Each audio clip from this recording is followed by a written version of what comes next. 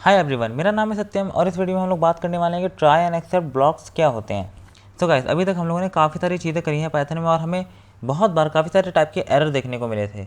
तो बेसिकली जो try and except blocks होते हैं वो बेसिकली उन एरर्स को कैच करते हैं और फिर हम लोग डिसाइड कर सकते हैं कि जब एक एरर आता है तो हम लोग क्या करेंगे। क्योंकि अगर अभी एक एरर आएगा प्रोग्राम में तो हम लोग यूजुअली क्या देखते हैं कि वो हमारा जो प्रोग्राम है वो वहीं के वहीं टर्मिनेट हो जाता है, बंद हो जाता है, एग्जिट कर जाता है। लेकिन अगर हम लोग कोई एक असली एप्लीकेशन बना रहे हैं जिसको हमें मैसेज में डिस्ट्रीब्यूट करना है, लोगों के पास पहुंचाना है, तो हम लोग कुछ नॉर्मल से एरर्स को अपना प्रोग्राम बंद करने नहीं दे सकते हैं, राइट। हो सकता है कि अगर यूज़र ने कुछ गलत नंबर डाल दिया हो तो एरर आ जाए और फिर बेसिकली बंद हो जाए हमारा प्रोग्राम उसी के समय। सो हम लोग ऐसा होने नहीं दे सकते हैं।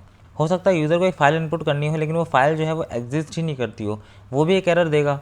तो ऐसी बहुत सारी चीज़ें हैं जो कि एरर देती हैं पाइथन में और हर एक प्रोग्रामिंग लैंग्वेज में। तो ट्राई एंड एक्सेप्ट ब्लॉक्स जो होते हैं वो हम लोग इस्तेमाल करते हैं उन एरर्स को कैच करने के लिए। और फिर हम लोग कोड लिखते हैं कि अगर ये एरर आता है तो हम लोग क्या करेंगे या फिर प्रोग्राम जो है उसे क्या करना चाहिए उस समय। सो गाइस, अब हम लोग थोड़ा स्टार्ट करते हैं और एग्जांपल्स के साथ देखते हैं। सो अगर मैं यहाँ पर एक वेरिएबल बनाऊँ जैसे कि a इज इक्वल्स टू 2/0, ठीक है। अगर मैं एक ऐसा वेरिएबल बनाऊँ जो कि है a is equals to 2/0, right. Now हम लोग कभी भी ज़ीरो से डिवाइड नहीं कर सकते किसी भी चीज़ को, क्योंकि वो इनफाइनाइट में चला जाता है, राइट।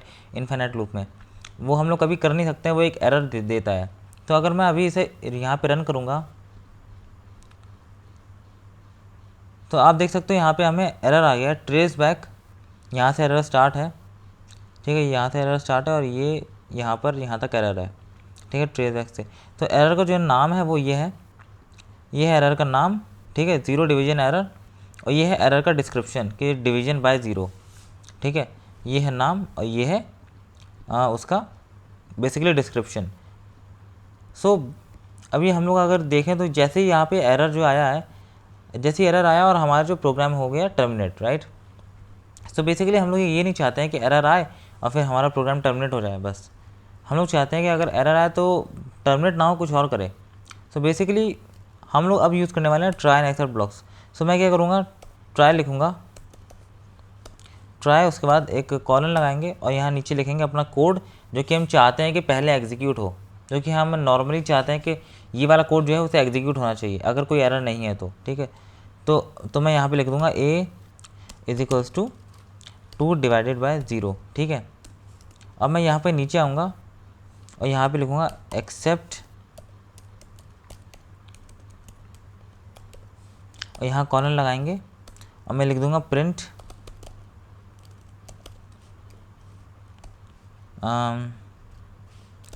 you divided by 0।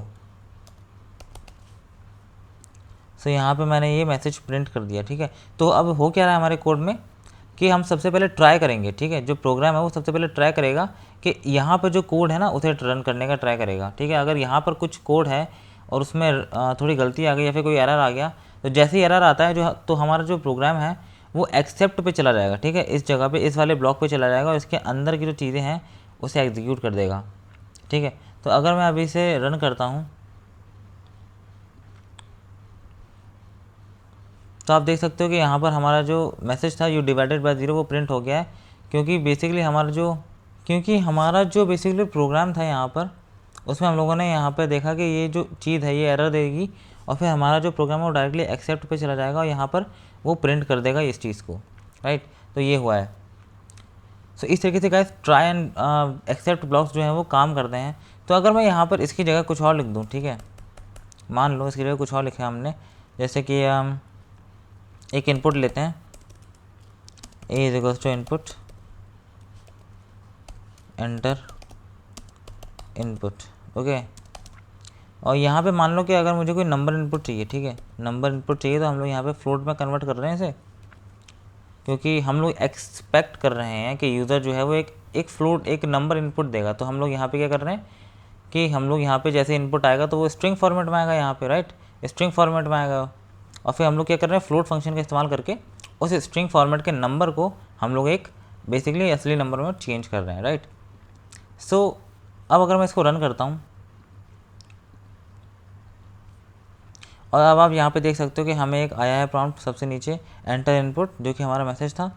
अब हम यहाँ पे इनपुट दे देते हैं, ठीक है। अगर मैं 8 देता हूँ तो हमारा प्रोग्राम जो है वो एग्जीक्यूट हो जाता है बिना किसी एरर के, और हमारा जो प्रोग्राम है वो कभी भी एक्सेप्ट ब्लॉक पे जाता ही नहीं है, और ये चीज़ पे कभी प्रिंट करता ही नहीं है, राइट। अब अगर मैं यहाँ पे दोबारा से रन करता हूँ, यहाँ पे मैं लिख देता हूँ कुछ भी, स्ट्रिंग लिख देता हूँ, यहाँ नीचे टर्मिनल पे कुछ भी स्ट्रिंग लिख देता हूँ।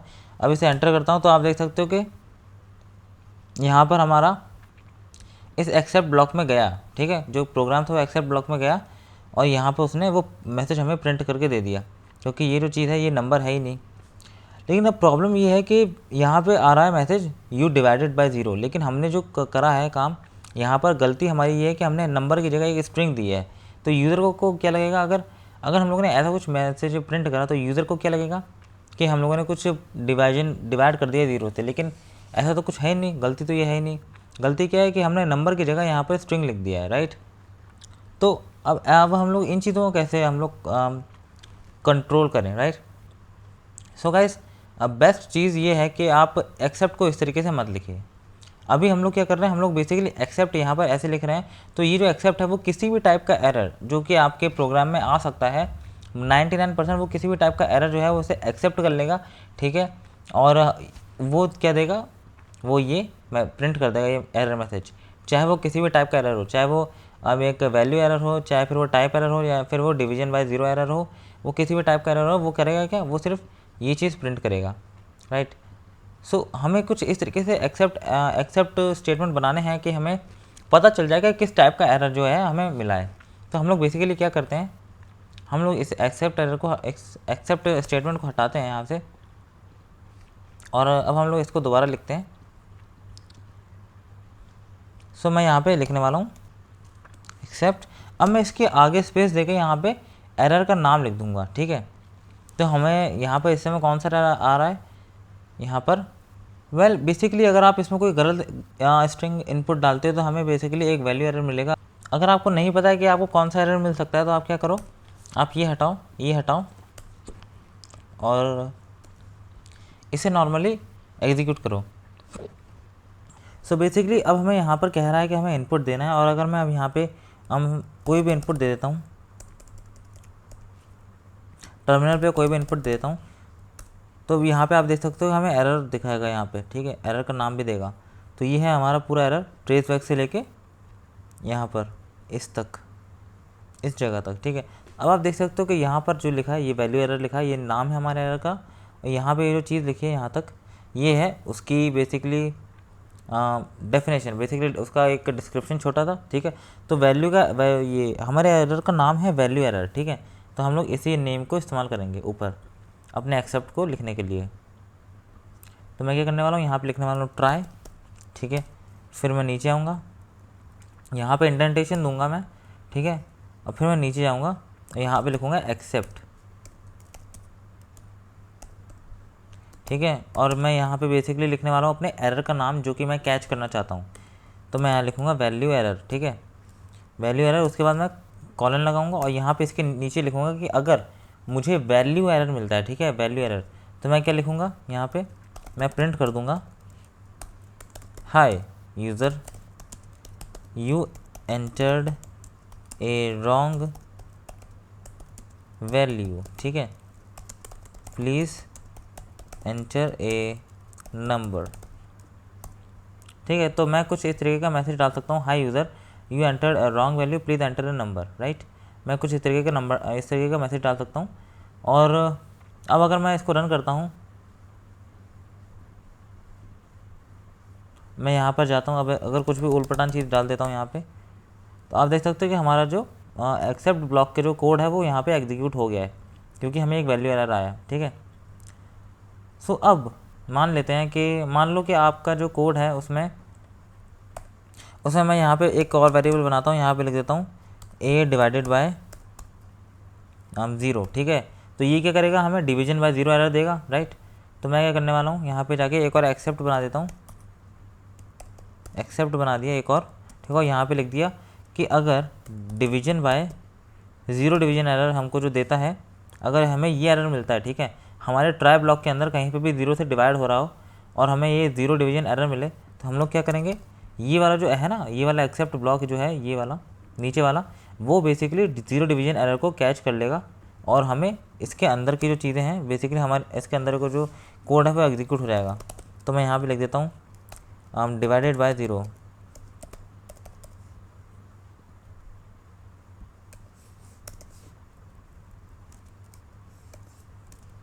Bye zero. ओके, सो अब मैं देखता हूँ, अब हम लोग क्या कर सकते हैं, अगर मैं इसको दोबारा से रन करता हूँ, मैं यहाँ पे कोई भी सही नंबर डाल देता हूँ, जैसे कि 58 डाल दिया, ठीक है। तो अब आप देख सकते हो कि हमें क्या मिला, डिवाइडेड बाय ज़ीरो, ये जो स्ट्रिंग है ये प्रिंट हुई है, यानी कि हमारा कौन सा वाला एक्सेप्ट ब्लॉक चला, हमारा ये वाला एक्सेप्ट ब्लॉक जो है वो चला, ठीक है। क्योंकि यहाँ पर ऊपर एक हमने अलग मैसेज दिया हुआ था और यहाँ नीचे जो है हमारा मैसेज अलग है, ठीक है।